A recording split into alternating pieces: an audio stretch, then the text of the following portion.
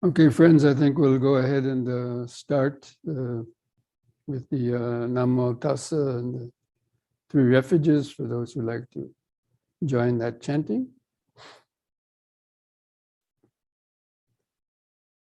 Namo Tassa Bhagavato Arahato Samma Sambuddhassa. Namo Tassa Bhagavato Arahato Samma Sambuddhassa. Namo Tassa Bhagavato Arahato Samma Sambuddhassa. Buddhang saranang gacchami, Dhammang saranang gacchami, Sanghang saranang gacchami, Dutiyampi Buddhang saranang gacchami, Dutiyampi Dhammang saranang gacchami, Dutiyampi Sanghang saranang gacchami, Tatiyampi Buddhang saranang gacchami, Tatiyampi Dhammang saranang gacchami, Tatiyampi Sanghang saranang gacchami.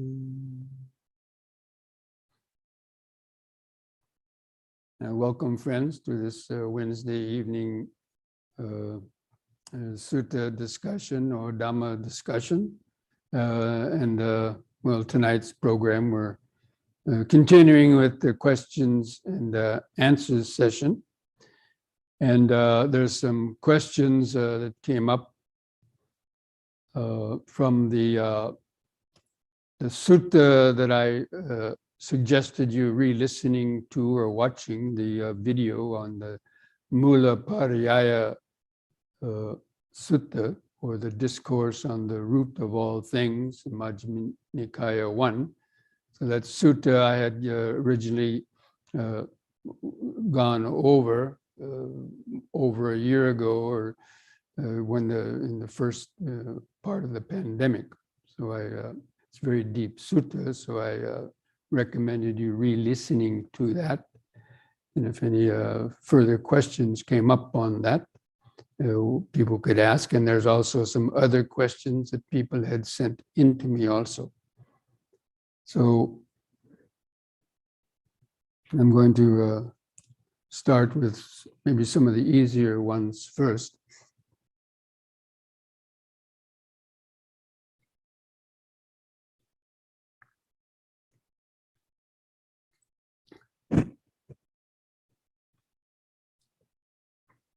And this question is that in the talk that I gave before on that sutta, the Mula Pariyaya Sutta, it mentioned the Buddha was addressing Brahmins who didn't delight in his words. However, the sutta only mentioned bhikkhus. Now that's true. The Buddha was addressing the bhikkhus, but some of these monks were Brahmins. That means, when the Buddha first started giving his teachings, then some of the Brahman ascetics, of course, the Buddha himself was, you could say, one of these ascetic practitioners. He wasn't a Brahmin, he was in the warrior caste, but anyway, he was, so many of the ascetics of the time were Brahmins. So, and a lot of them kind of converted to, or pretended to want to be Buddhists because the Buddha was so popular and so well known that a lot of Brahmins became Buddhist monks.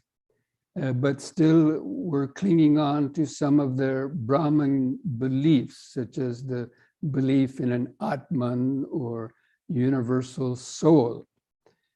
And the Buddha often was giving talks that this belief in some universal soul was kind of an illusion, and he didn't, the Buddha didn't propagate or believe from his experience there was any such thing as some eternal kind of soul. So, but anyway, these Brahmins were still kind of clinging on to this idea, even though they happened to be disciples of the Buddha. So that's why the Buddha actually gave this talk to try to show to them that this idea of some kind of a soul was, an illusion. So anyway, that's why the Buddha, calls them bhikkhus, but actually in the commentaries it say that a lot of these bhikkhus, that means Buddhist monks, were, from the Brahmin caste and still try to hold on to some of their previous beliefs, even though they were, practicing the Buddha's teaching. So anyway, that's why, that's the sort of the answer to that question in short. And now another question refers to the daily pujas that a lot of Buddhists profess, or a lot of the vandana, the Buddhist recitations that you read, or so-called prayers. We say, "Let me be free from greed, hatred, and delusion."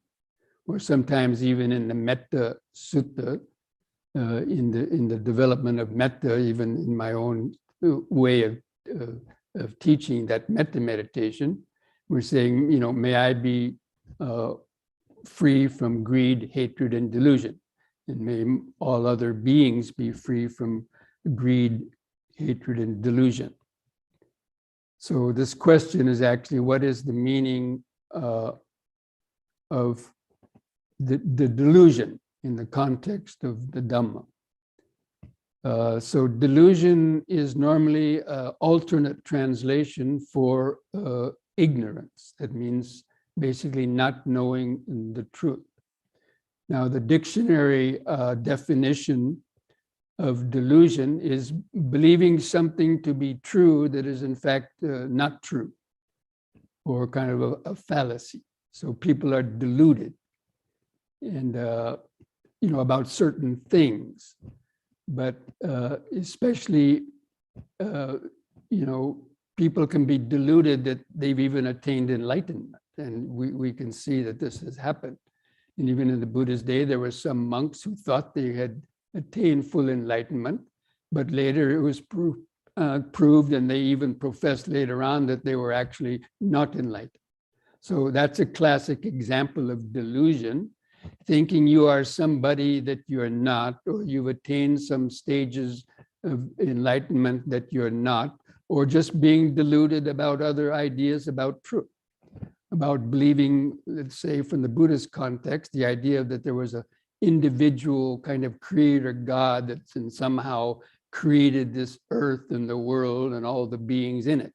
Now, this is a religious belief people have, and I don't want to step on anybody's religious beliefs, but again, from the Buddha would regard that as being a delusion. I mean, they were making something real that, in fact, from the Buddha's experience, was not something that was actually provable. So anyway, so the meaning of delusion is, especially in the context of the Dhamma, being deluded about, thinking that, there's no effect of our actions, being deluded, oh, karma, that's nothing, there's no result of our actions, nothing gonna happen to us after we die. So there's a belief that some people believe that when you die, the mind just goes poof into nothingness and there's no rebirth, and there's nothing gonna happen after you die. So why should you do any spiritual practice or anything while you're living? because a lot of people have fear of what's going to happen after death, right? But there are the materialists believe, or maybe atheists, I don't know, but some people believe that there's nothing reborn, and there's nothing goes on, so it doesn't matter really what you do. So that's a delusion from the Dhamma point of view. So, but basically, it means thinking something is true and it's in fact not true. But again, then we get into a lot of thorny issues, and people are arguing about which God has the truth and all these other things. But basically, delusion means ignorance, not understanding the Four Noble Truths, and not understanding suffering, not understanding the cause of suffering, not understanding there can be a cessation of suffering, and not understanding the way leading to the end of suffering. Now, this is the Buddha's own definition of ignorance. It doesn't mean, I don't know how to program a computer, so am I ignorant? Well, that's not the type of ignorance that the Buddha meant, being ignorant from regular kind of mundane knowledge. It means specifically, the Buddha meant ignorance as being not understanding suffering and what I just mentioned, the cause of suffering. Some people say, well, there's no cause of suffering, it's uncaused. Well, that's a delusion from the Buddhist point of view. There is a cause of suffering, and it's ignorance. And it's not believing in the law of karma and getting caught up in the sticky web of karma and its effects. So that's a cause of suffering. So some people will deny that and say, no, there's no cause of suffering. Everything is uncaused. It just happens by chance. So that's another classic form of delusion from the Dhamma point of view. Okay.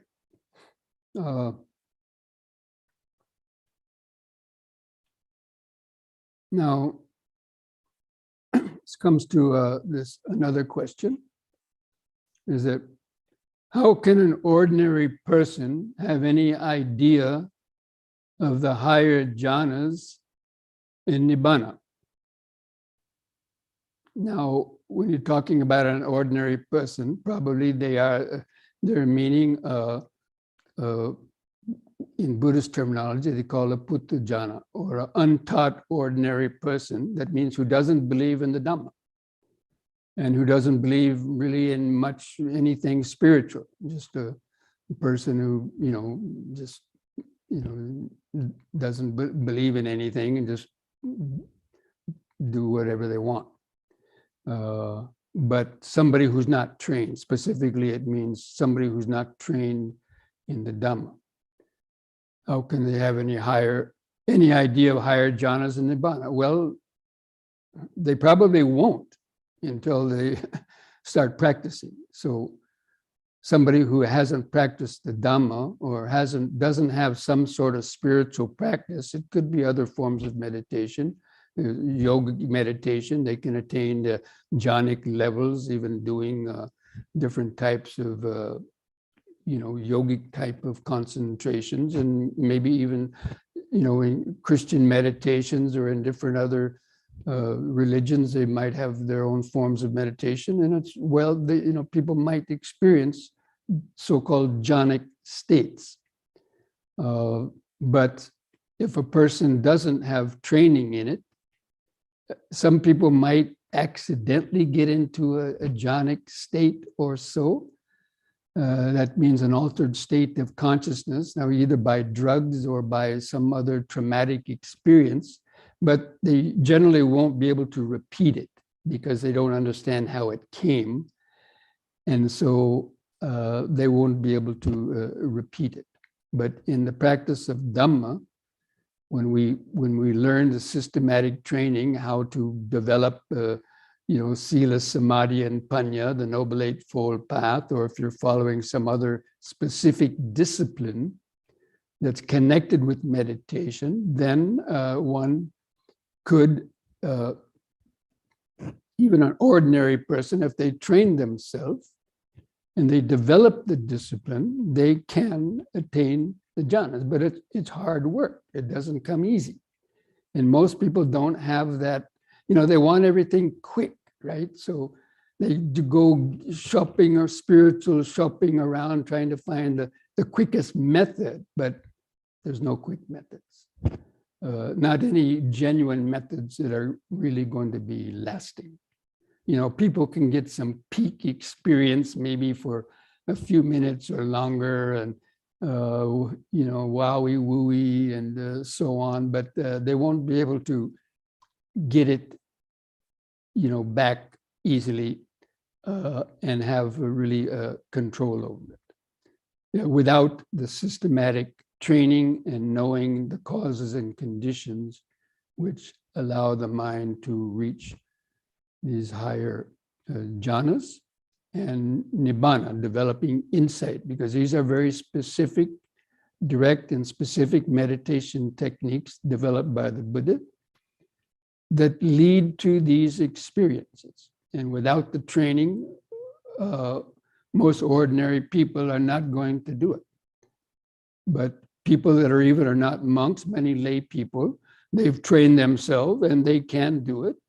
And there are people, very many people that were at one time were ordinary person. But with the proper training and discipline, they've been able to, reach these levels quite, without, and be able to, sustain them and get benefit from them, and even attain the states of the 4 stages of enlightenment that we've already talked about many times, entering the stream, and I'll mention a little bit later too. So you've got to know the path leading to the jhana. You have to know the discipline and the obstacles to reaching these deeper states of concentration, and also mental liberation, because all these have the causes and conditions. And you have to know the obstacles that prevent the mind from reaching these levels of deep concentration and awareness. So, but most ordinary people, they're caught up in the worldly life, and so that becomes a hindrance for them to reach these deeper levels of meditation. Okay, so now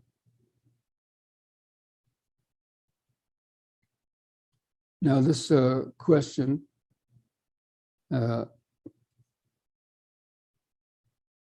is about the practice of Vipassana meditation, and somebody is reading some books. They read about the practice of sweeping meditation. Now, sweeping meditation is basically a form of Vipassana meditation,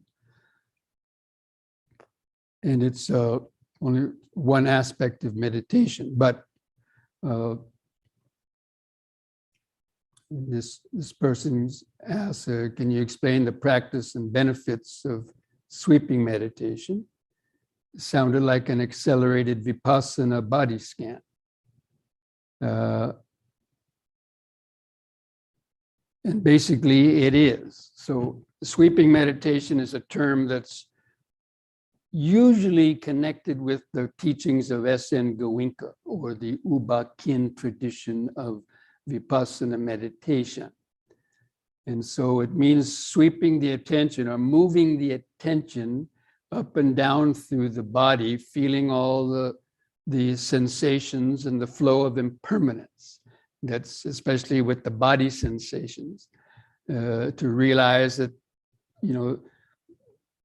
that this body is basically just millions or billions of cells, molecules and atoms, and because cells are just many molecules, and all molecules have atoms running around. So basically it's just this, this life force, these vibrations of the life force, and cellular vibrations.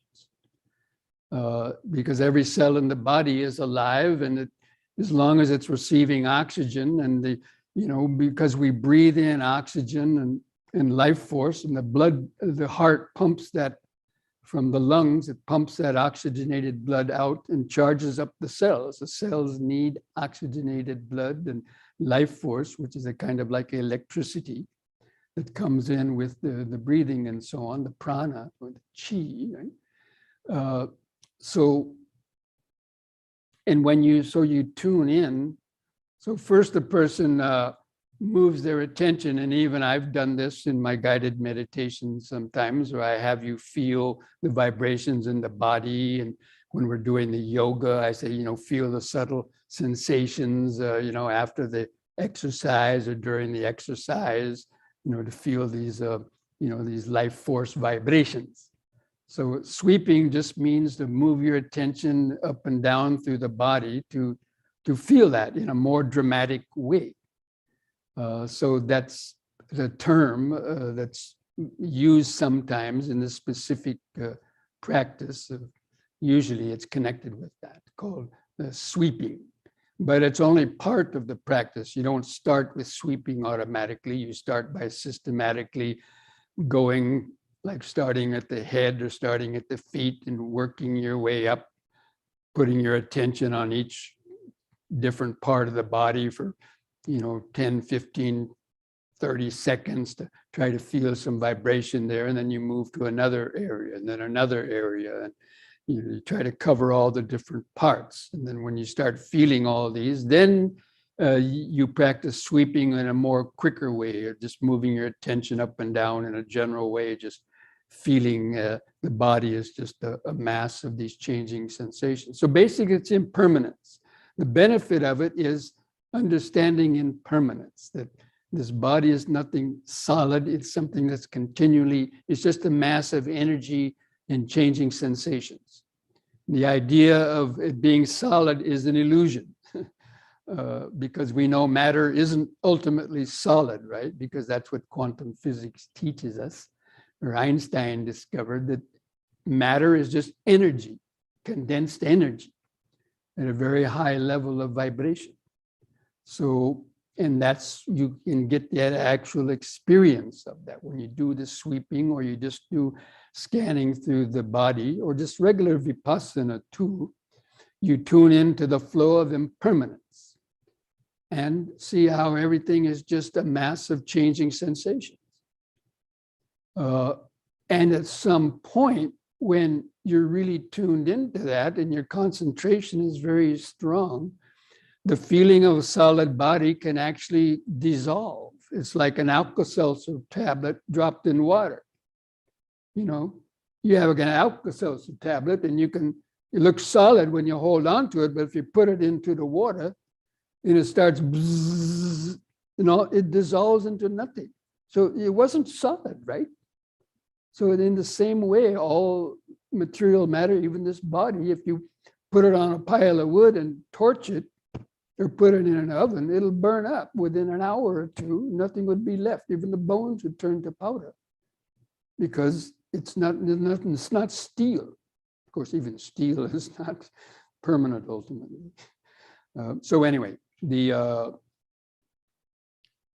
purpose of the body scan is, and the scanning is to develop this very, intimate and intense experience of impermanence. And it starts with the body, but then also sounds are coming and going through the ears, maybe some smells and tastes. All the six senses are just vibrations coming and going through the nervous system. That means the senses and the nervous system. But we think all these things are solid things, and that's what I'm going to talk about in this last question, and especially that is connected with this Mula Pariyaya Sutta. All right, I practiced this Goenka method initially. That was my first experience of Vipassana and the scanning and the sweeping meditation. It was very powerful. It really got me hooked on the practice of Vipassana meditation, as different than what I was doing previously in my experience in a Tibetan meditation course, where I was doing a lot of visualizations and some other things. This was quite a different type of experience. So, but basically it's just a way of tuning into impermanence and understanding impermanence. But it's like having your mind, our mind is like a microscope.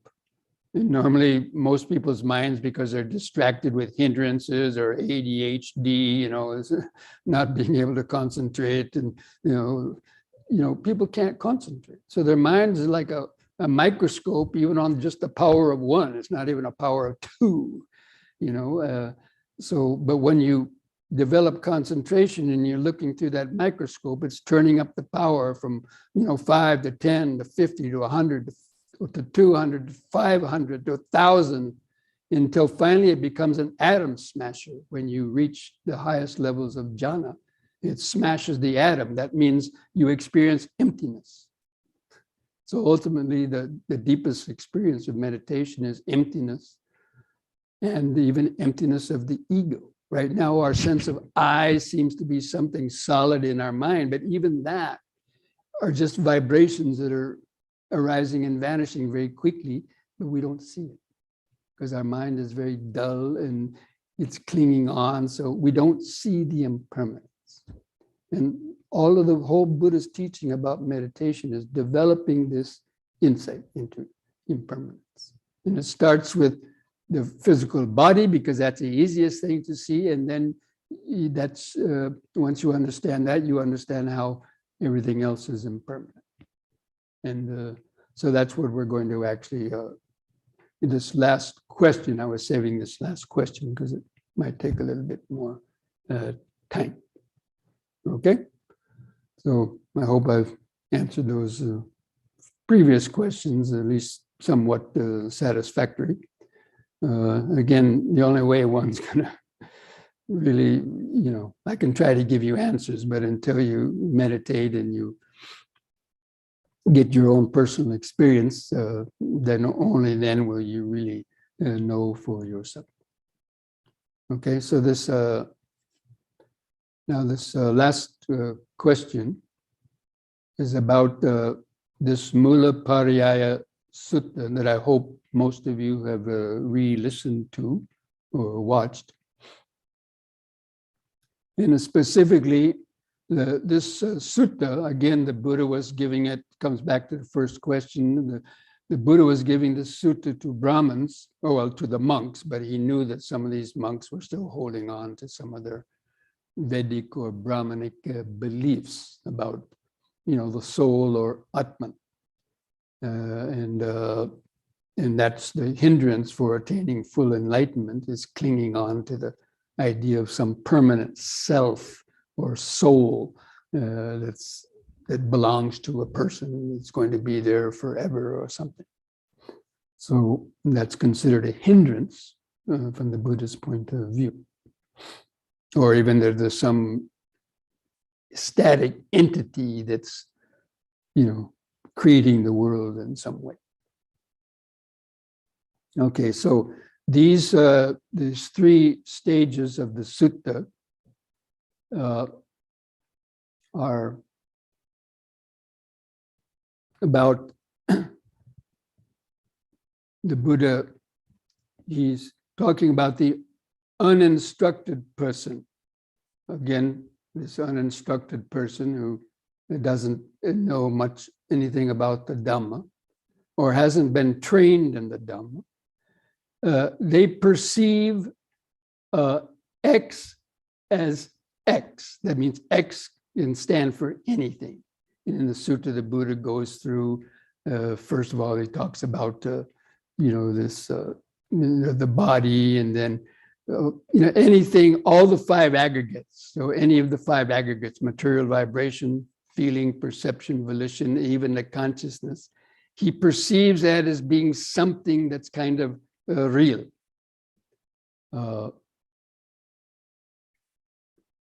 And then he conceives in in X. He starts thinking about it. So first you feel something, let's say like you feel a pain in the body, and you recognize, oh, that's a pain. So you perceive X as X. Or you hear a sound and you say, that's a bird, for example. But then the uninstructed person would start thinking about that. And then, his mind would proliferate into various thoughts, and then likes and dislikes about the bird, the past and the future, about, let's say the person had been studying, and they start saying, well, that's this kind of a bird, they live in South America, or they will, whatever, or our accumulated knowledge, whatever we've learned about any objects, that's what's called conceiving. So they conceive in X. And they conceive themselves in X.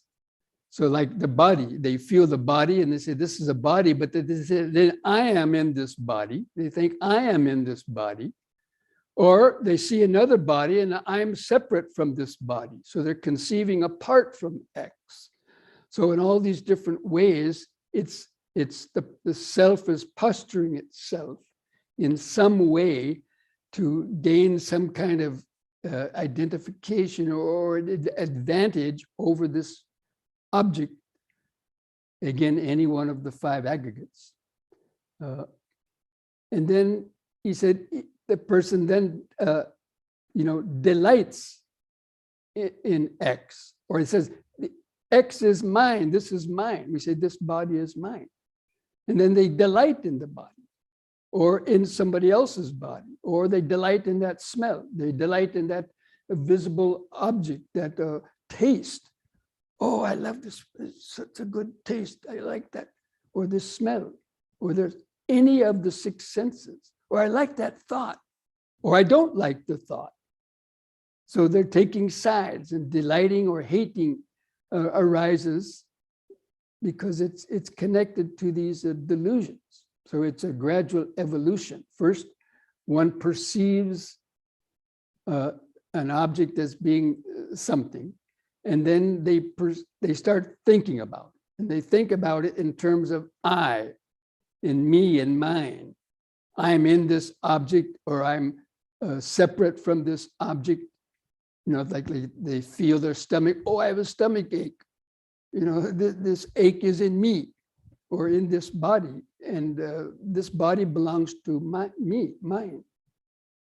So first we take it to be mine, I, me, or mine, all these different objects that have been thinking about. And delight in them, and then we go on and we create karma around them, basically. And we develop the craving and desire, and it's based on these wrong views, the conceiving. So that is an ordinary person, and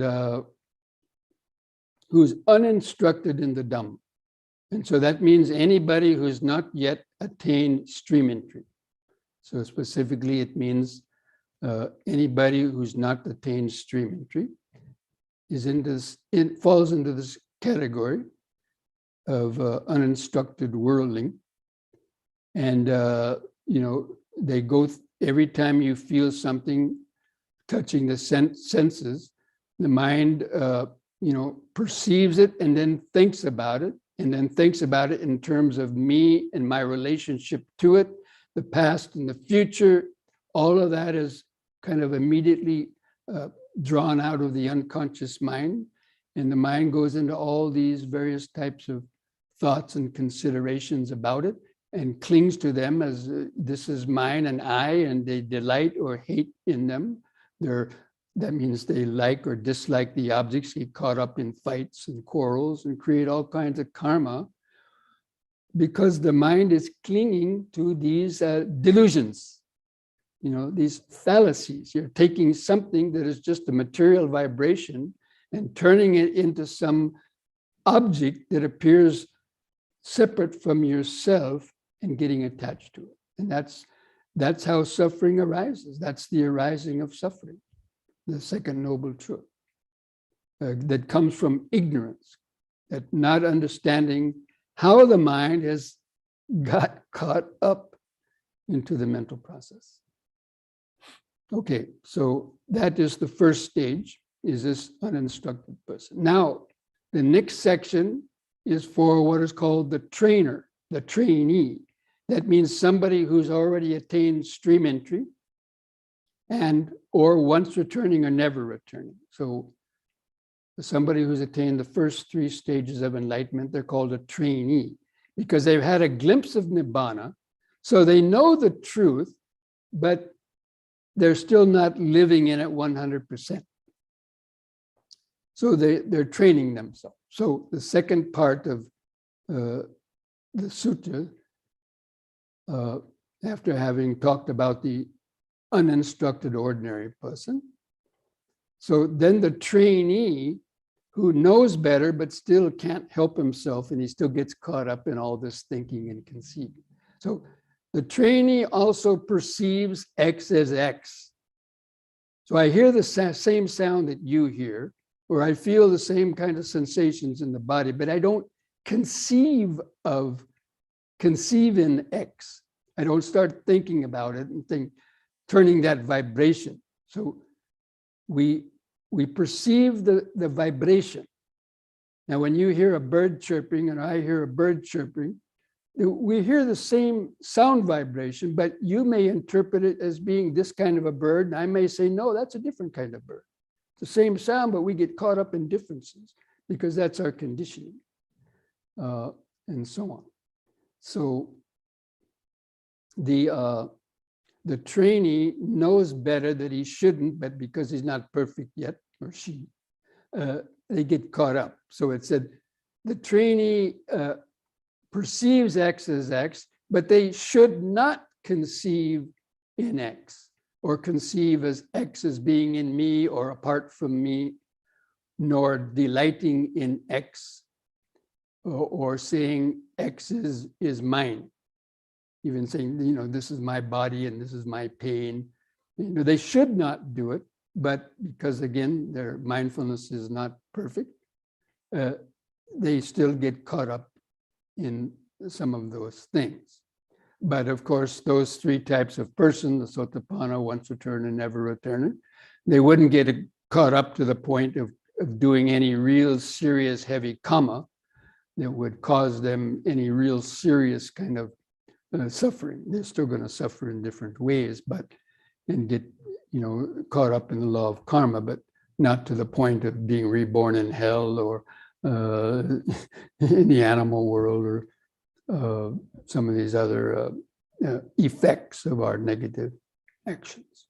So that's how the trainee should not conceive in X and the rest of it, delight in them and claim anything as mine. They shouldn't do, but they still do. So that's why the Buddha qualified it. They know better, but they should not do it. And that's why they're training. They're still training themselves. Now, the third stage is the Arahant, whereas the Arahant also perceives X as X. Even an Arahant hears a sound, the same sound, and he'll understand that the sound is, he'll understand the relative truth. Okay, he can say, yes, that's the Sariputta's voice, or that's a tree or something, but he understands the ultimate emptiness of those perceptions, and he doesn't cling to them, but he uses them in a relative sense just to live in the world. So the Arahant, the one who's attained full enlightenment, they perceive X as X, but they do not conceive in X. That means they don't allow their mind to create these delusions connected with these various objects, because they understand the ultimate truth of it. So they're not going to get in arguments with people. Like, let's say two people or in a museum looking at a Van Gogh painting, and one person, thinks he's a painting expert and say, oh, this is one of Van Gogh's best paintings. Van Gogh is, wow, one of the best painters. And, somebody is standing next to them looking at it, who doesn't have much experience or whatever his own opinions, he says, oh, that's garbage. Van Gogh was, he was mediocre, and they wind up getting in a fight. So the Buddha would never get in a fight over something like that, or even anything. He doesn't cling to any opinions, right? So, but the ordinary person clings to their opinions, and then they wind up getting into all karmic complications and interactions that bring suffering. So the Arahant would not do that. So even though they perceive things the way ordinary person, but they don't conceive in them, and they don't cling to the conceiver as being I, me, or mine, or these things are inside of me or outside of me or anything else. And he doesn't delight in them. They've developed equanimity, and they don't cling to them as mine. So that is the distinction in these, in mastering the perception. So, perception is one of the five aggregates. So there's the five aggregates again that we've talked about many times, are the material vibration, then the feeling that arises from that material vibration. That means like a painful or pleasant feeling that arises upon hearing, seeing, tasting, smelling, feeling something.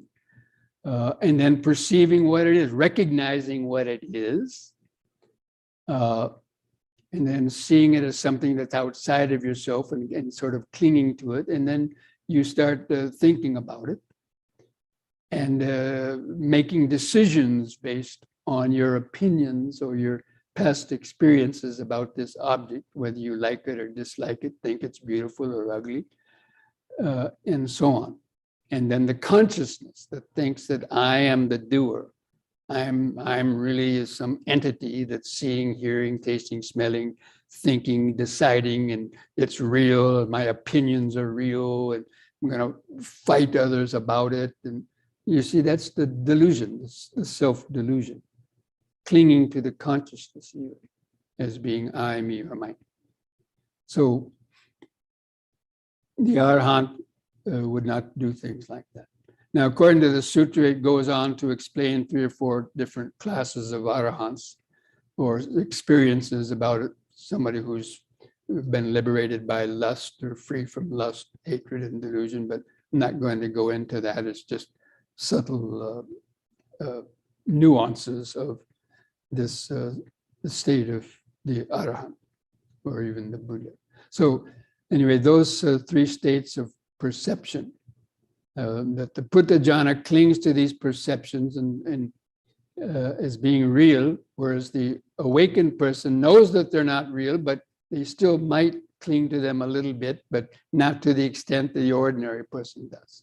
And then the Arahant doesn't cling to the perceptions at all because they understand their mindfulness and awareness is so highly developed and liberated from the defilements that they're not deluded by any of these types of clingings, thinking that things are concretely real objects, although they can still act in the relative truth, and they still might feel pains in their body, but they're not suffering from it, like the ordinary person will suffer and grieve and so on when anything that happens to them or their loved ones and so on. But enlightened persons wouldn't experience that kind of mental suffering. They can still experience pain, but not the mental suffering. So, pain is a given in life, but suffering is option. And the suffering depends on the amount of clinging that the mind is clinging on to its ideas about the objects, and struggling either with desire to get that object or the struggle to get away from the object. So that amount of that kind of struggling is the suffering that you experience. And I've often given this formula, what I call the Buddha's formula for suffering, but it was actually kind of like a mathematical formula, but it came up, I got it from a friend of mine, Shinzen Young, who was a Zen meditation practitioner and is also a meditation teacher. And he was also a mathematician in his younger days. So he was trying to find a mathematical formula for Nibana, for liberation. So he came up with this mathematical formula of S equals P times R, meaning S stands for suffering, P stands for pain, and R stands for resistance. And resistance is our attachment and our thought of I, me, and mine that either has the attachment or the aversion, struggles with the object. So suffering equals P times R. So I usually then interpolate that as, let's say, if you have a suffering of 5 and a resistance of 5, then your suffering is going to be 25 times. And if you have a pain of 5 and a resistance of 1, that means a very slight little attachment, your suffering would only be 5. And if you have a pain of 5 and a resistance of 0, then the suffering is 0. That means the mental suffering. So right there is the whole of the Buddhist teaching, right in that little mathematical formula. And it's all about the clinging to the objects. It's that, and even the Buddha mentioned it, it's clinging, which is the source of suffering. But it's delusion, or not understanding how the clinging develops in the first place, that gives rise to the craving. So anyway, I think that's all I'm going to kind of explain about that question now. So now that's kind of the end of these questions, and it looks like there's a few other chats have come. I'm not going to have time to answer all of these. Okay, I've already answered that one. In the sutra, it mentions the untrained person knowing about jhanas and Nibana. It does. It mentions an untrained person knowing about jhanas and Nibana. Well, they might intellectually know about it, but they might not have actually attained it. Or they could attain jhanas, because jhanas, you don't have to even attain the first stage of enlightenment to reach levels of jhana. But to attain the stages, to experience Nibbana, you would have to at least be a Sotapanna. And what's the difference between reincarnation and a soul? Again, this gets into thorny differences in interpretations. Now, normally the idea of a soul is what's reincarnated. So this idea originated within the Vedic texts. And it's the idea of a personal soul that reincarnates from life to life until it gets enlightened. And then it transcends. Their idea, it was something static. But the Buddha, and it's usually about consciousness. So when a person says they have a soul, usually they're thinking about their personal identity, thinking that their mind, they're going to exist somewhere for eternity in a heaven world or in a hell for eternity and experience things. So really the idea of a soul is consciousness. So that's what people really take to be this idea of a personal soul, or even the idea of a universal soul. is still, and that gets into arguments I'm not going to get into because, different teachers are going to, and different philosophers have so many different opinions about it. So, but anyway, that refers to, but usually, so the reincarnation is usually pertains to the soul that's reincarnated. Now, the Buddha didn't use the term reincarnation. He used the term punabhava, which means becoming again. That means there is the consciousness that goes on, but it's a changing process all the time. It's nothing static. And the owner of it is an illusion. And so there is in a relative sense, the sense of an I is passed on through the memory. And when it is reborn again, it regains its memory and it regains the idea of it, the ego consciousness is regained. The ego consciousness wasn't necessarily transmitted to the next life. A baby doesn't have ego consciousness. It has consciousness, but not ego consciousness. That means a sense of an I that's developed by the time it reaches about 1 year old. It starts to develop this sense of I am somebody here. We've gone over this before. And explaining verses 15 through 18, I don't have the book with me, so I can't exactly look at them and say what they are. But maybe I'll try to do that afterwards. But I don't have the book with me now and to look at those particular verses. This question, Mulaparaya Sutra, the root of all things, mentioned many things, and said of none of them is the root, without conclusively pointing out what is the root of all things. Does this sutra indicate the root? The root is ignorance. The root is the ignorance of all conditioned things. You could say it that way. And it's rooted in this ignorance of conceiving and developing the thinking process and clinging to the 5 aggregates. That's the root of how all the objective world has arisen. And that is the root. And so the Arahant who becomes liberated from that delusion, they've come to the root of all things. That means emptiness. When one experiences Nibana, in Nibana, there's no greed, hatred, or delusion. There's no duality, no thought of I, me, mine, other, inside, outside. And they're liberated from all these conditioning factors. So that is how the Buddha was explaining how everything arises and then ultimately how it can cease with the attainment of enlightenment and overcoming the delusions. So the root of all the arising is the ignorance that's clinging to the 5 aggregates,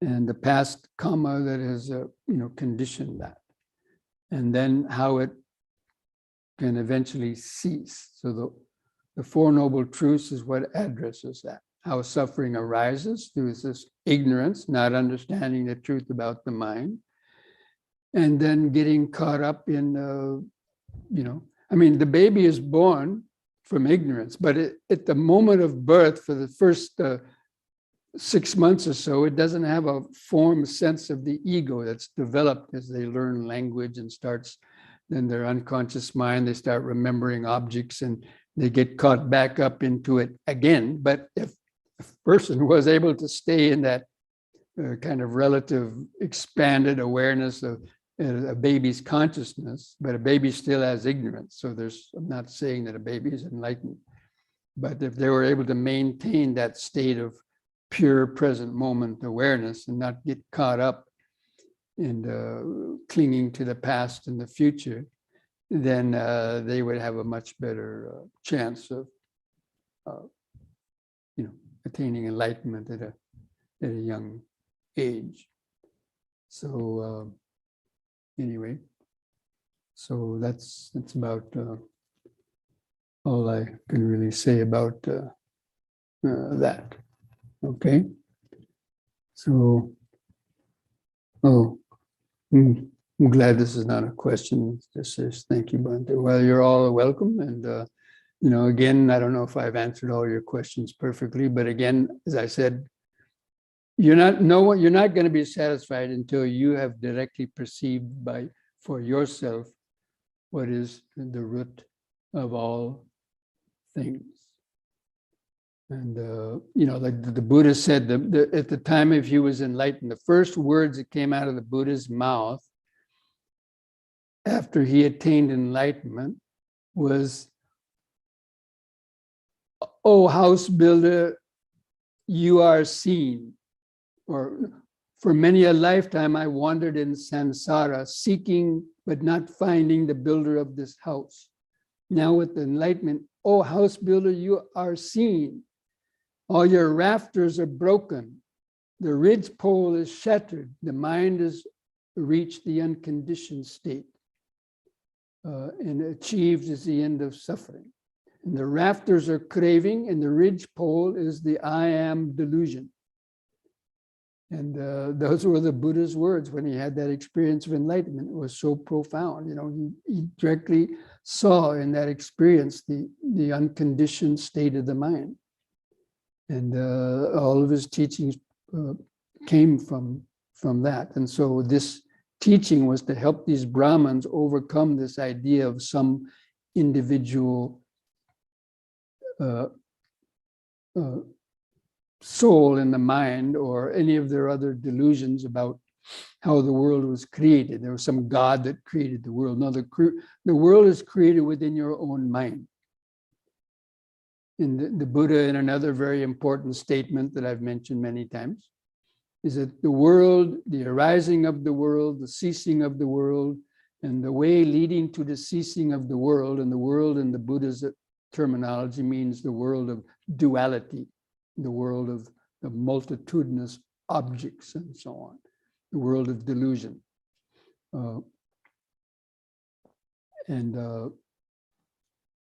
So the path leading to the end of delusion and in this world, self-created world, is this Noble Eightfold Path. Okay? So friends, I think that will be enough for this evening's discussion.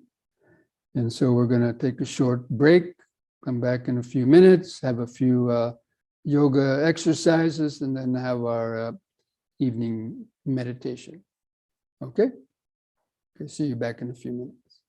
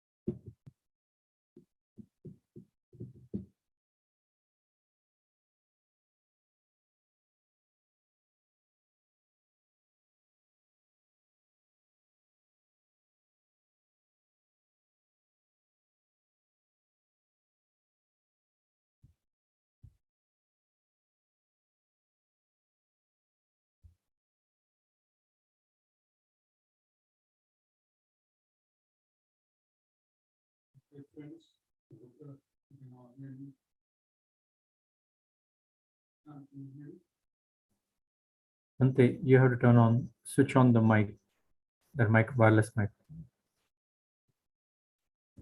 Okay. Turn this light off. Yeah. It's not so necessary for the yoga. Okay, friends, so just try to stand straight. Relax your arms and hands at the sides. Just gently close your eyes. Just feel your feet pressing the floor. Try to feel the height and weight of the body over the feet. Try to focus your attention behind your eyes. From that point behind the eyes, just try to feel the outline of the standing body, and then begin some deep, slow breathing. Try to take 3 seconds or longer to expand your abdomen, rib cage, and upper chest, drawing the air all the way up into the upper lungs. Hold the air in for 2 or 3 seconds. And slowly breathe out. Try to feel the last bit of air go out of the lungs. Just develop this mindfulness, breathing in, letting go of the past and future. Breathing out, standing here and now. Breathing in, letting go of the past and future. Breathing out, standing here and now. Breathing in, feeling the whole body.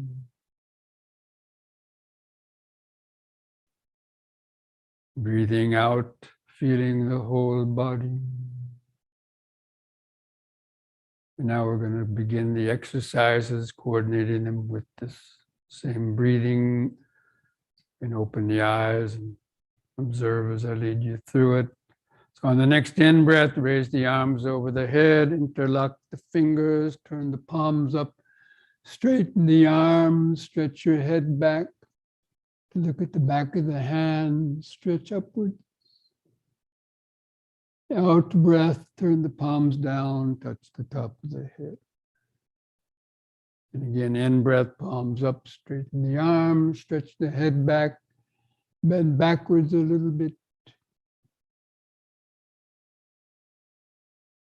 Out breath, touch the top of the head. On the third time, hold the upward stretch longer. Bend back a little more.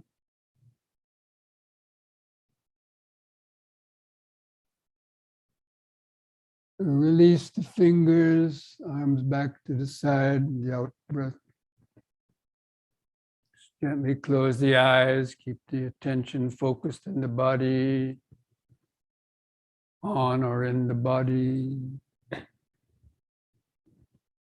feeling the different sensations. Feel the clothing touching the skin. Feel the increased sensations in your hands or fingers. And just remember standing.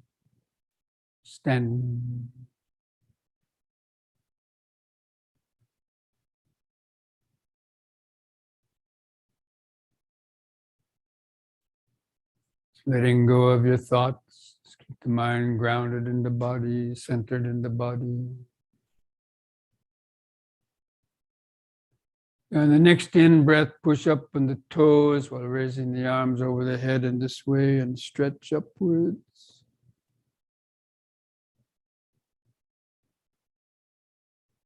Breath, come back down. Arms to the side, heels to the floor. Use the in-breath to help lift the body up. In-breath.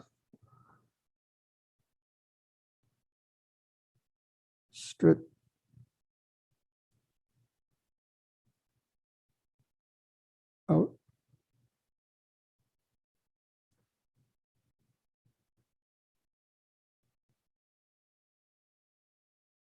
in,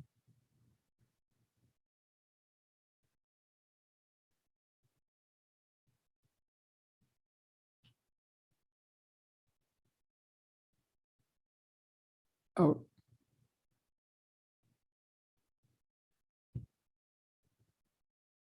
Just relax, close the eyes,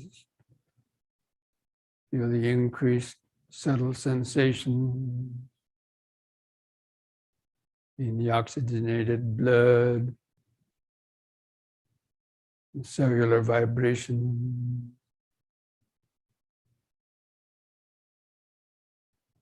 Just remember standing.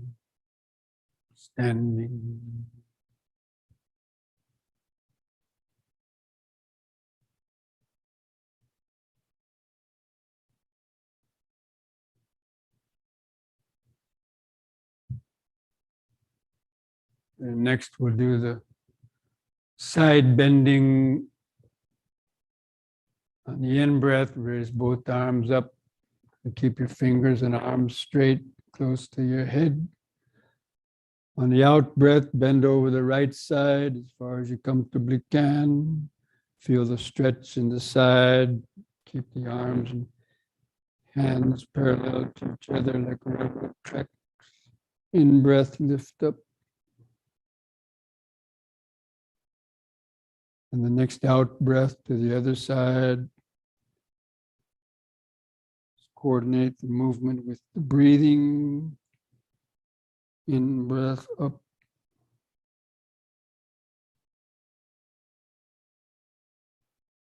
Out breath to the right.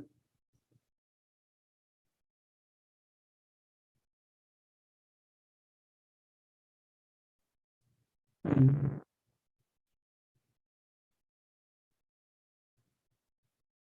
Out.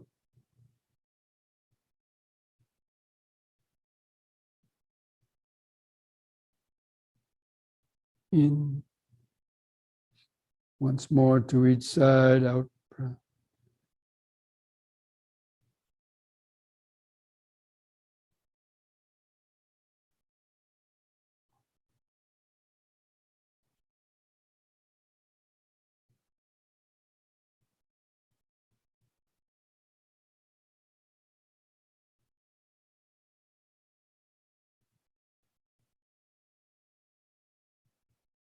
The out breath, lower the arms. Relax. Close the eyes. Keep feeling the subtle vibrations, especially in the hands and fingers, or any other body sensation. Any prickling sensations or aches or pain. Even the clothing touching the skin.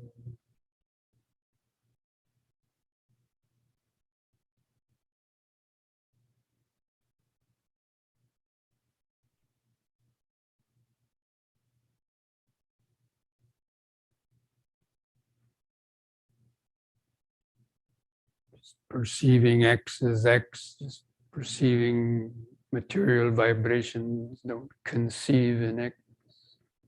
Don't conceive, oh, this is my body. It's just vibration.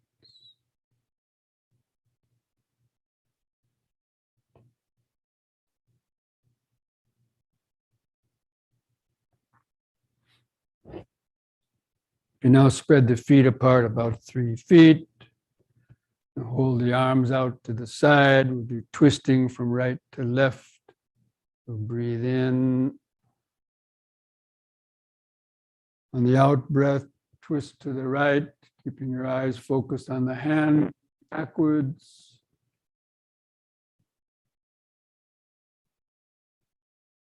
In breath back to the front. Let the feet turn with the body and then go to the other side. Next out breath.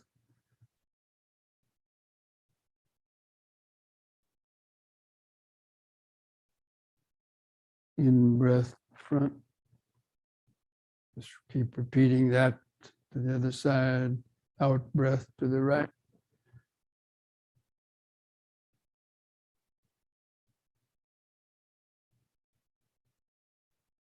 In breath. Out breath, left.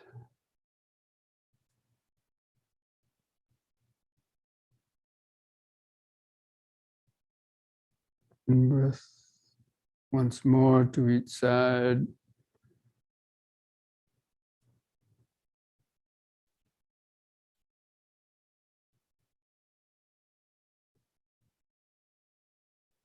In breath. Out.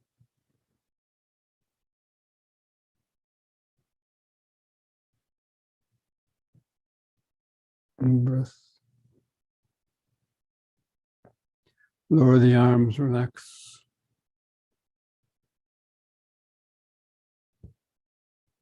Feel each foot pressing the floor.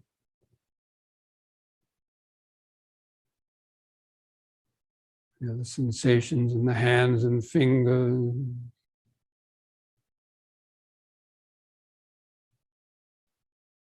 Clothing touching the skin.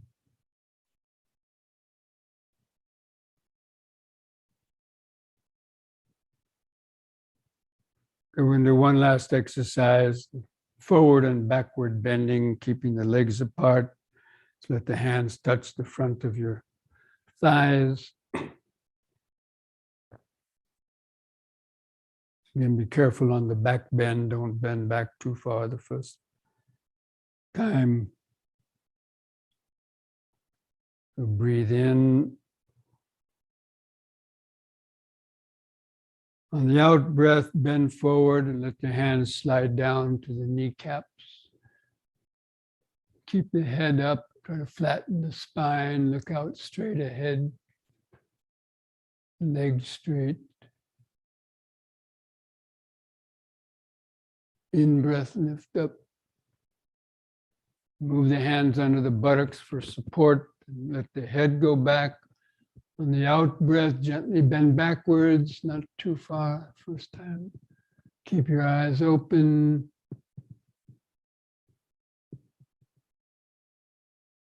On the in breath, carefully lift up. Be aware of any body shaking. And the next out breath, let the hands come down below your knees. Still keep the head up, looking out straight ahead. Try to flatten the spine. Get the hump out of the spine. Feel the stretch in the back of the leg. In breath, lift up. Again, the back bend. Try to bend back a little more. Out breath.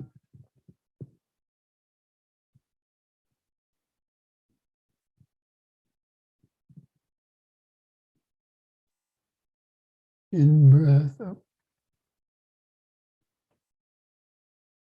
The third time, let the hands come down as far as you can toward the feet. And then hold that position longer. Feel the stretch in the back of the legs, the hamstring muscle.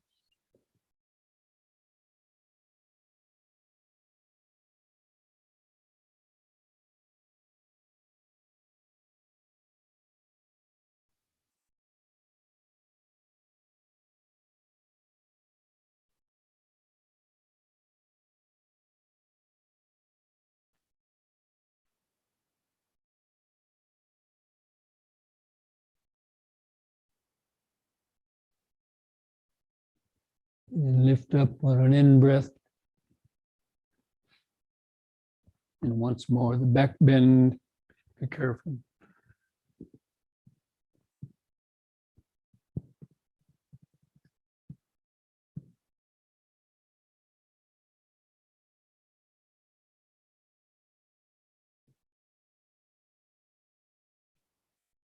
In-breath up. The out-breath is relax. Feel the whole body. Each foot pressing the floor. Sensation of the legs spread apart. Clothing touching the skin. The arms and hands.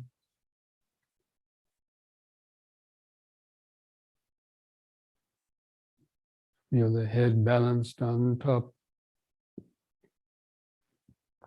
Feel all those life force vibrations.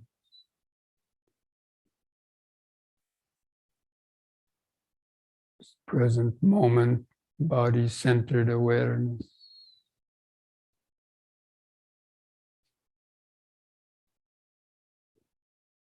Perceiving sensation as sensation.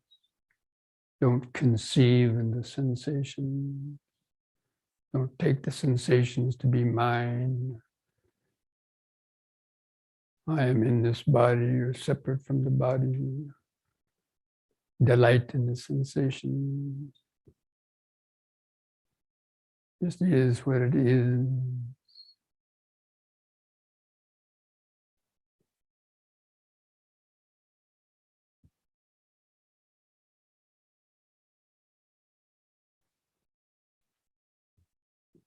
Okay, now bring the legs and feet back together.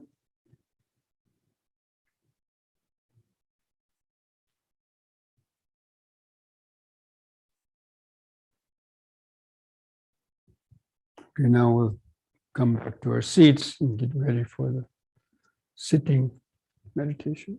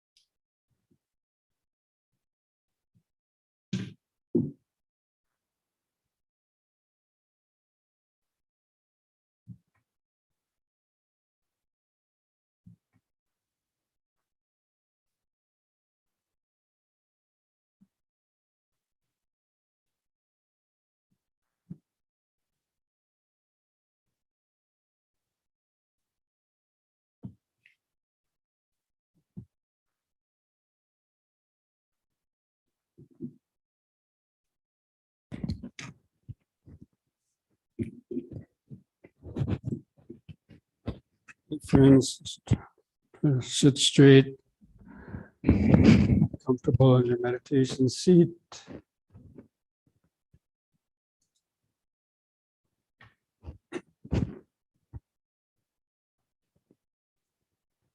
Try to align your back and head in a straight line.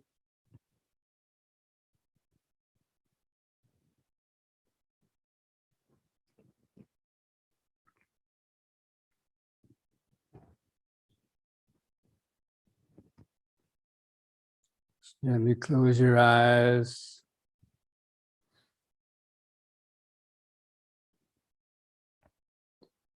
Now move your total attention down to feel where your buttocks press the seat. Feel that solid contact of the buttocks pressing the seat. Perceiving that earth element vibration. perceiving earth as earth. Try not to conceive in earth. It's just the earth vibration. Even though we may know it's our buttocks pressing the floor, but that's a perception. And feel the way the legs are bent, the knees are bent, and the feet underneath, where the feet press the floor.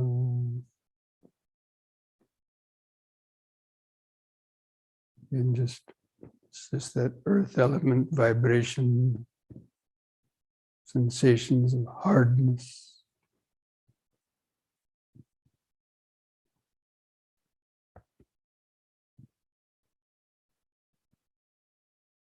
Then feel your hands and fingers touching. Feel the subtle vibrations, sensations, hands and fingers.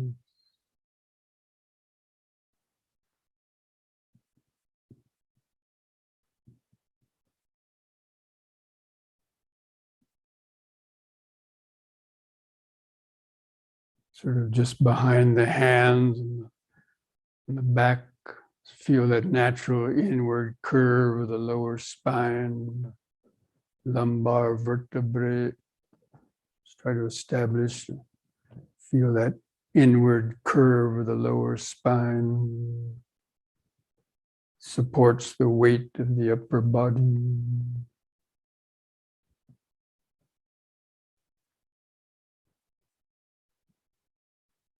And feel the weight of the arms hanging from the shoulder.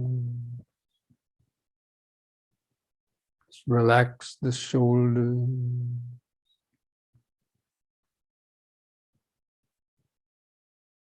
And feel where the clothing touches the skin of the shoulders, the arms, the chest. Just perceiving X as X. Just perceiving material vibration. Try not to conceive in X.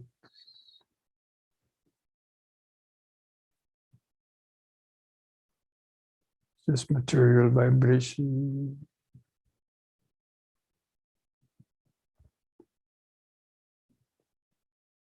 And feel the head balanced on top of the neck. Feel all those different little sensations on your face. The prickling sensation. Sensation of the skin stretched over the front of the skull.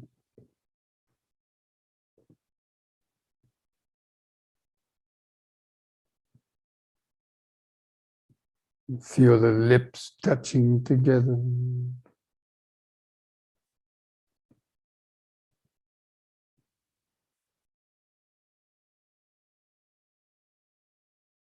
Try to feel the tongue inside the mouth, where it may touch your teeth.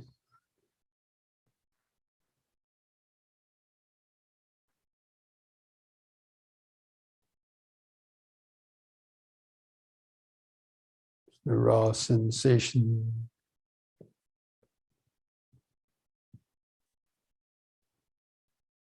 And now feel the eyes and the socket.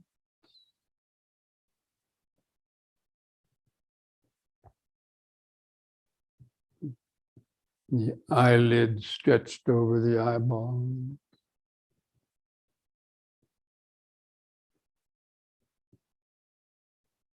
Try to feel the subtle eye movement.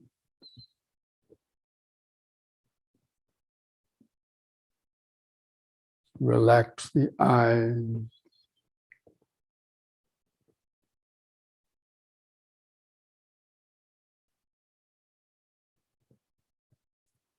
Now from that point behind the eyes, try to feel the outline of the sitting body. It's like looking through a wide-angle lens.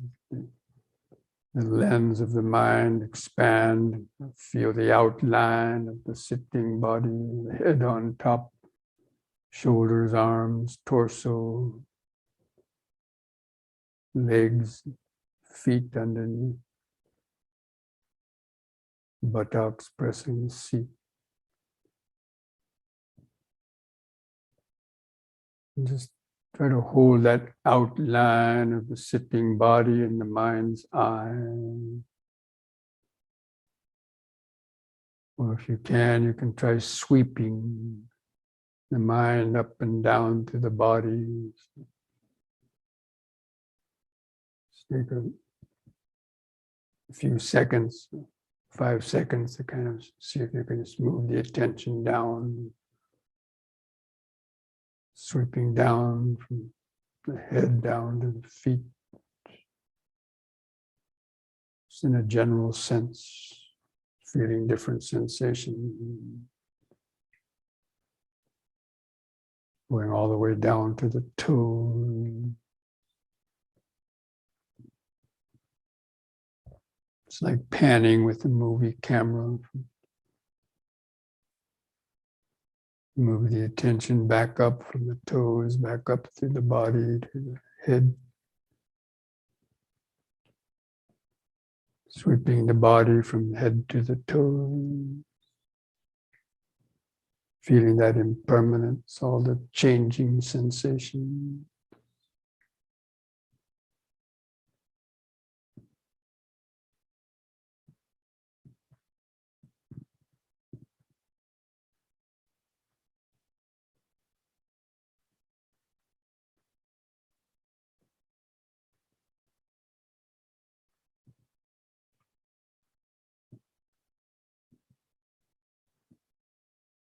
Now when you're finished with that, just sort of rest the attention on the outline of the body.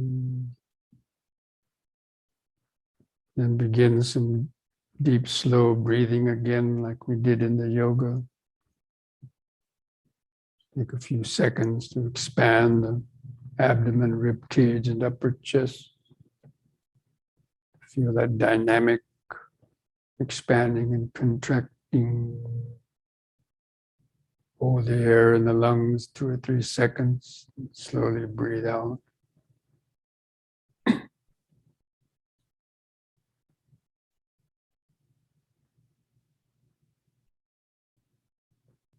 take a few more deep, slow breaths, cultivating this basic mindfulness. Breathing in, letting go of the past and future.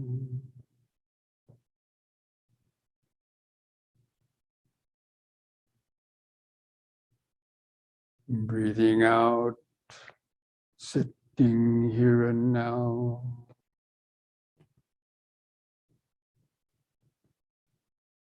Breathing in, letting go of the past and future.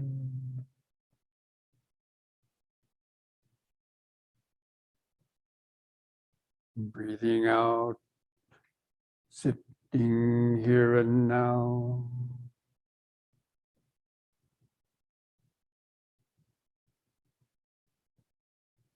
Breathing in, feeling the whole body.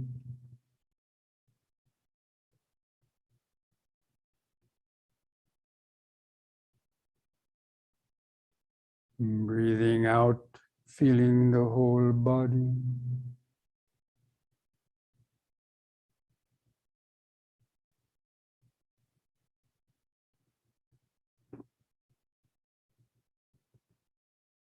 Just continue that on your own, a few more breaths.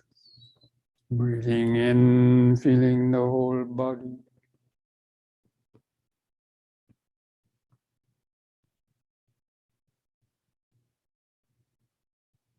Breathing out, feeling the whole body.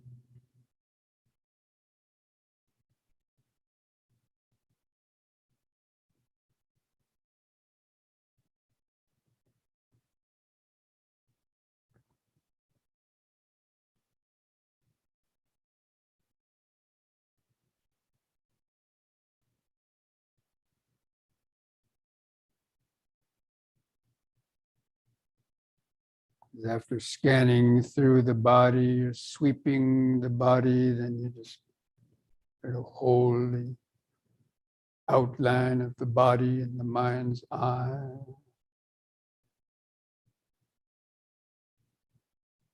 Just letting the sensations naturally emerge in the awareness. So on the next out breath, let go of any controlled breathing. Just let the breathing return to its uncontrolled, shorter rhythm,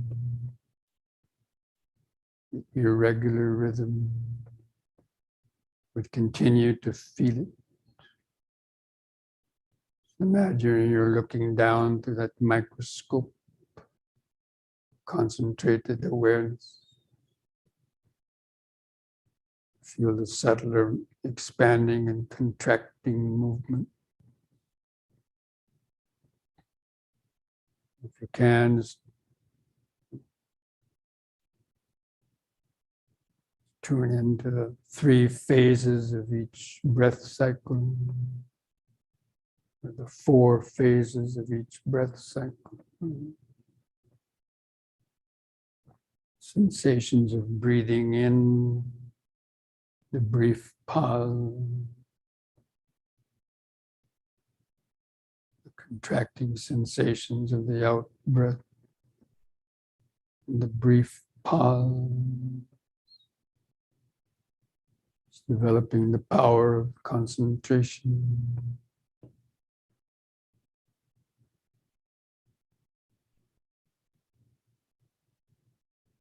And during the brief pause, feel the outline of the body.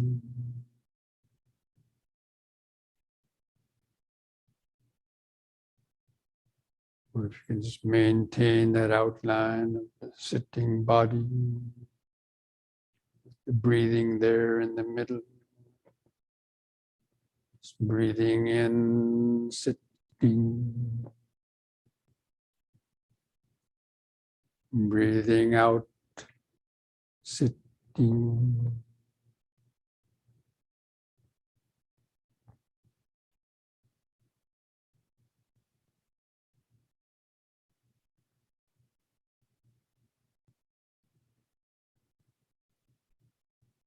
This breathing process is going on within the larger sitting body.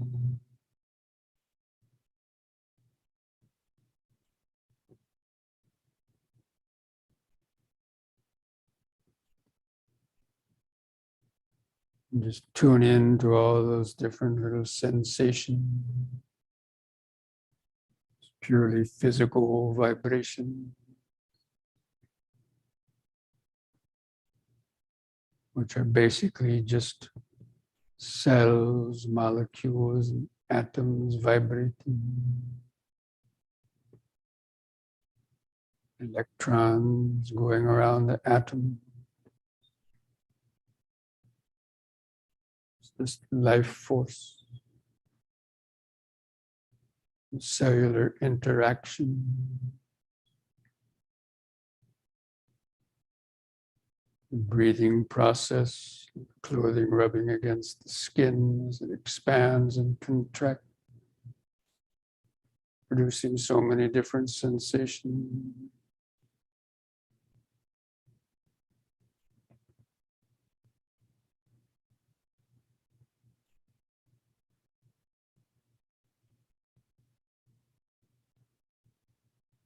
Breathing in, sitting. Breathing out, sitting.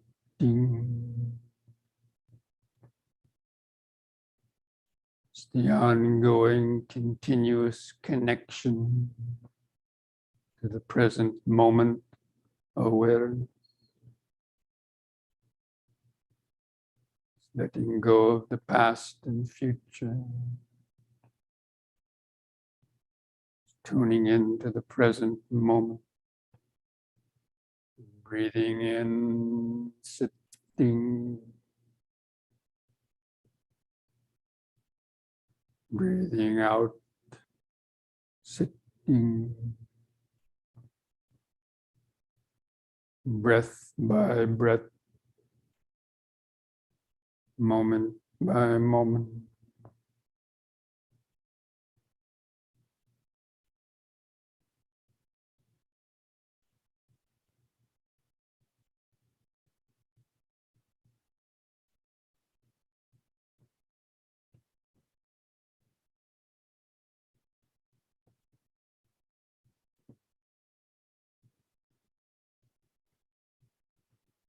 And be alert when any thoughts come into the mind. The mind gets caught up in thinking, recognize it as thinking. So let go of the thought. It's coming back to the pure physical vibration. Breathing in, sitting. Breathing out, sitting.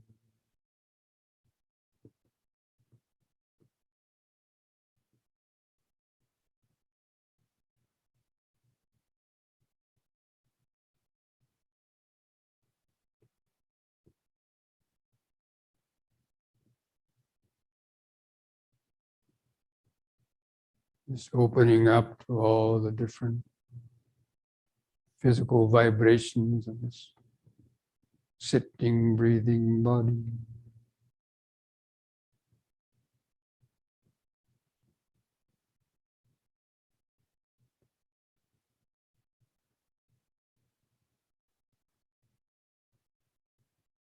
It's like tuning a radio dial to a specific frequency. It's tuning the attention to the frequency of sitting and breathing. It's being alert for all the changing sensations.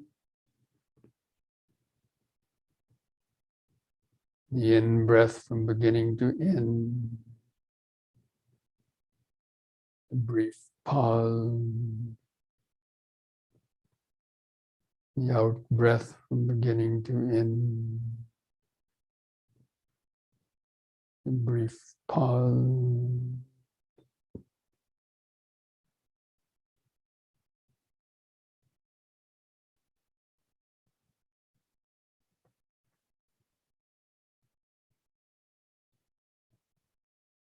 So many different sensations. Sensations of clothing touching the skin, some aches or pain, prickling sensation.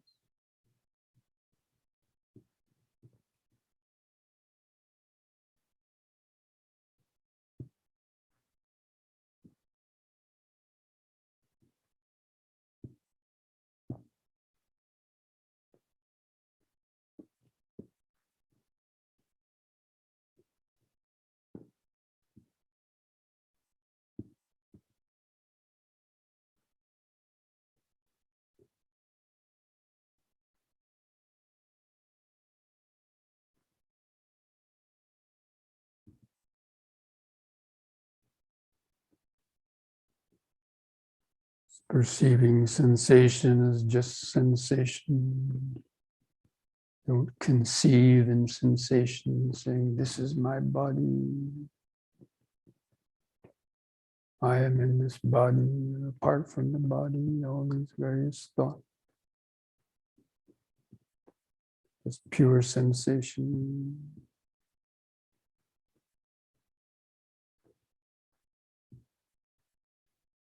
Life force vibration.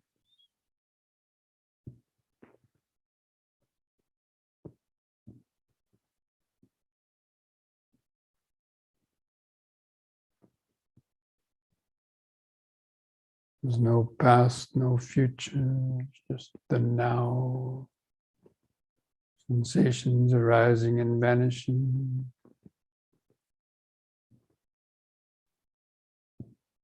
Moment by moment. Arising out of nowhere, disappearing into nowhere.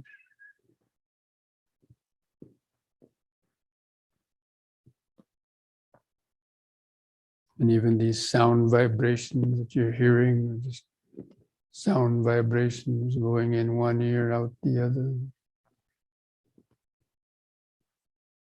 arising, vanishing.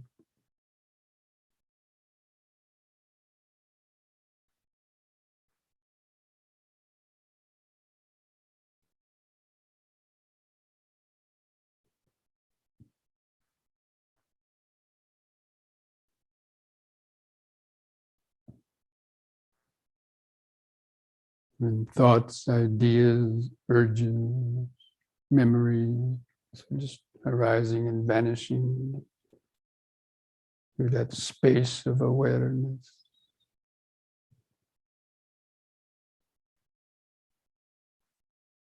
Present moment awareness.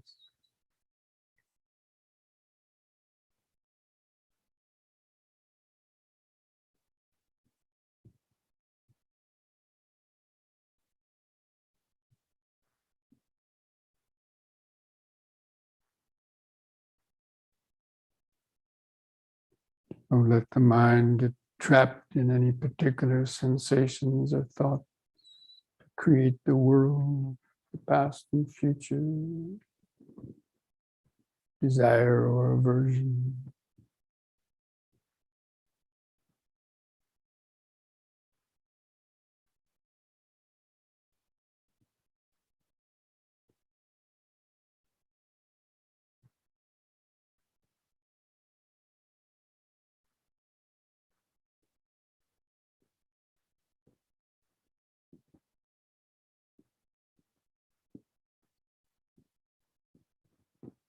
Even the thought of I am in this body or this body and is mine brings up suffering.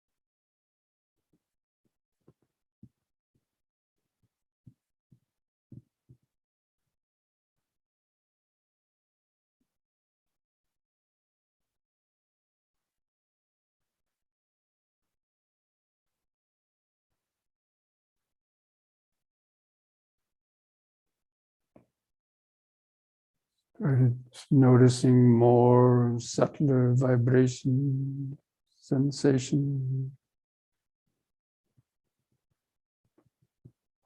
coming and going, arising and vanishing. That space of present moment awareness.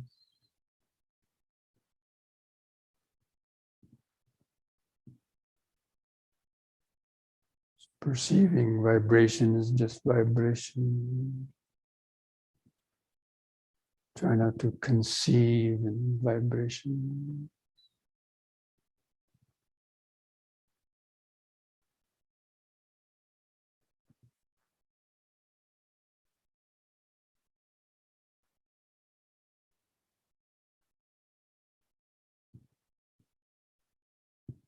Or delight in vibration. Or have aversion to vibration.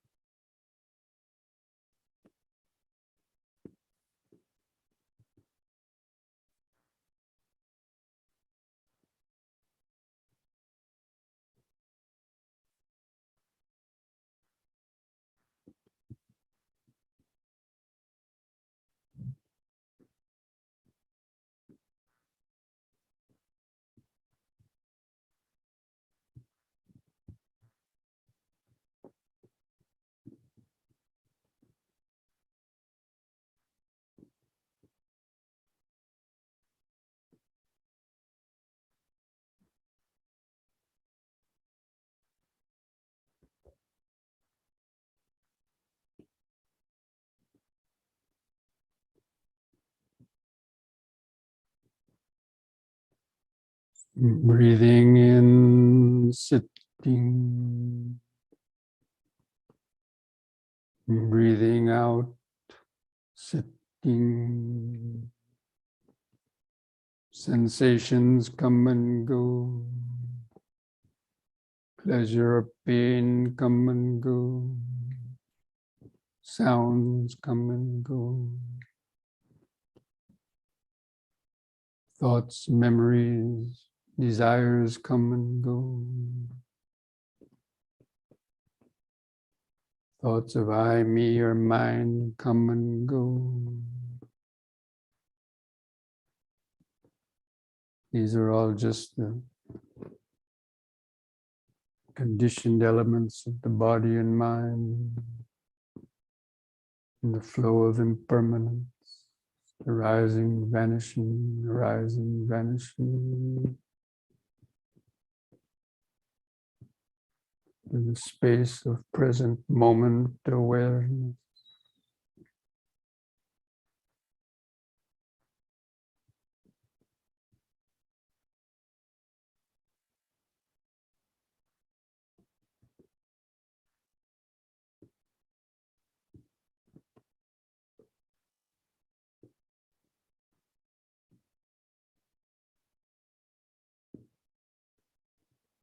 We lose that connection to the present moment awareness. And the mind gets easily dragged into the past and the future, neurotic thinking, greed, hatred, delusion, worry, fear, anxiety.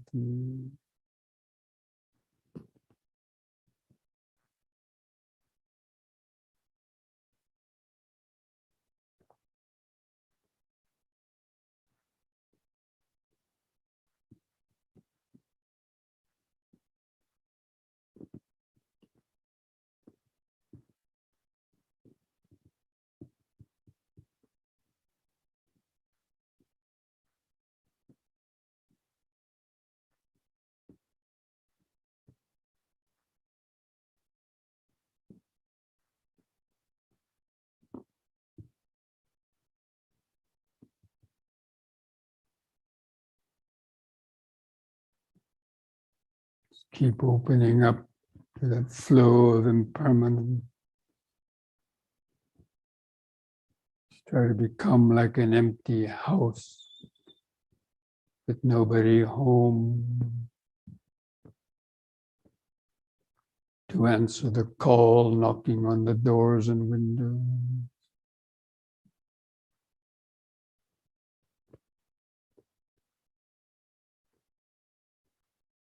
There's a sensitive microphone in the house. It's the present moment awareness.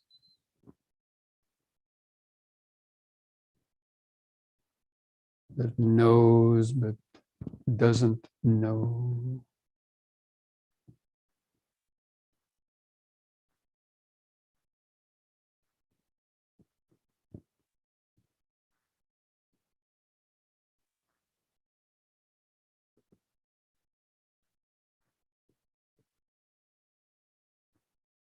Just letting go of the knower and the known. Allowing the pure intrinsic knowing to emerge in the awareness.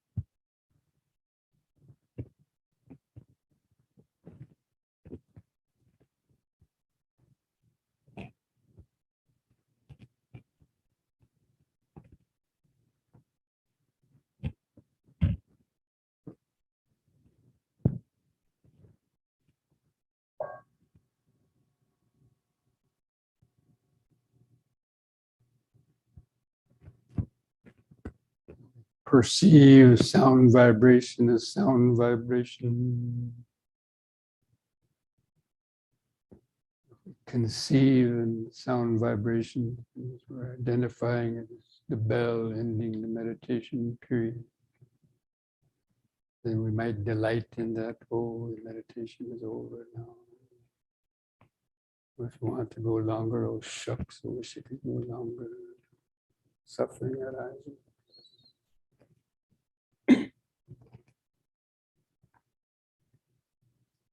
Sabbe sankhara anicchati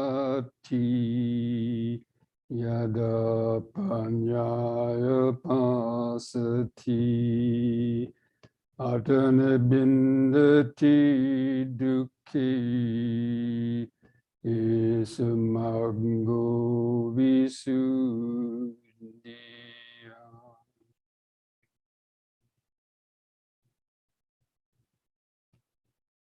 All conditioned things, the five aggregates of this body, mind, and world are impermanent. They're just continually arising and vanishing in the flow of impermanence. When one understands this with the eye of wisdom, one becomes disenchanted with suffering. This is the path to freedom.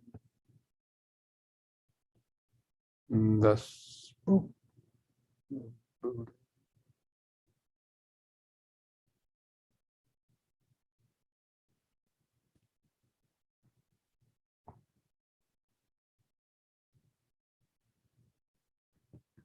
I invite you to chant the word sadhu 3 times slowly, chanting on a long out breath.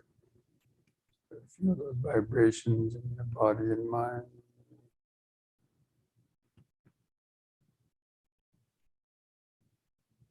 Sadhu.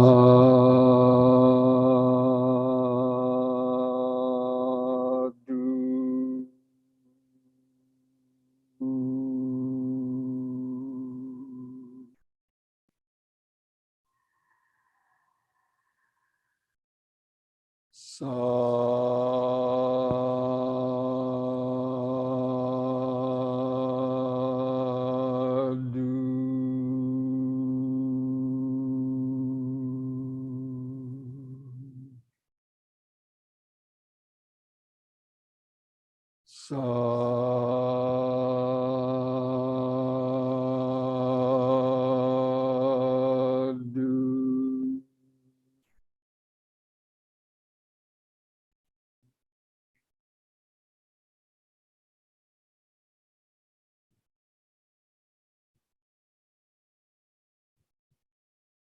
And place your hands at the edge of the knees.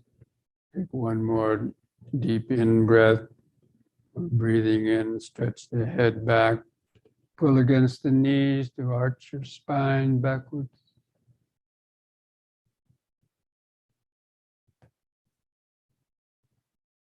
And lift the head up on an in-breath, and on the out-breath, press the chin to the top of the chest to stretch the neck vertebrae.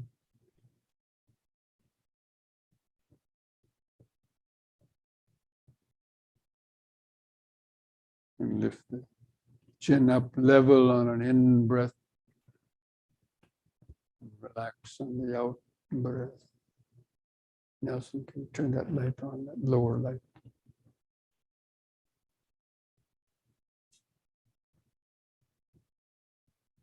Okay, friends, that brings our evening meditation to an end. And I know that might have been a little bit,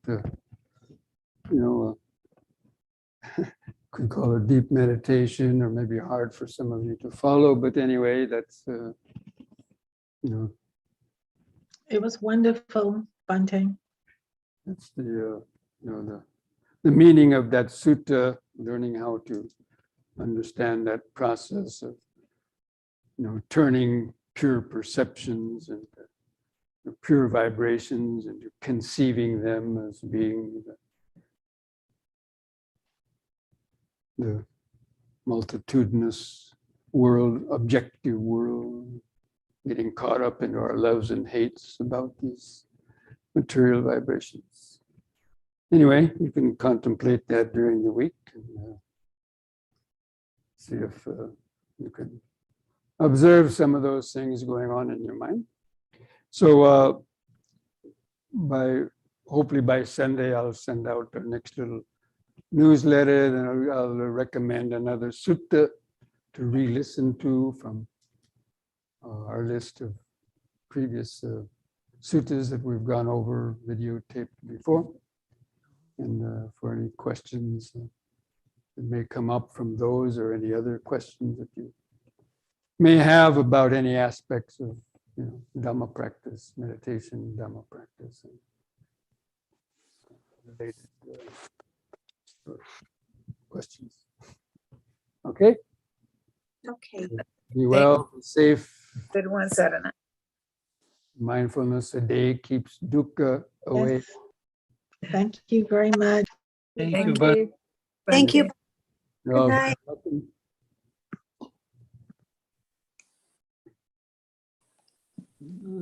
Thank you, Bhante. Thank you, Bhante.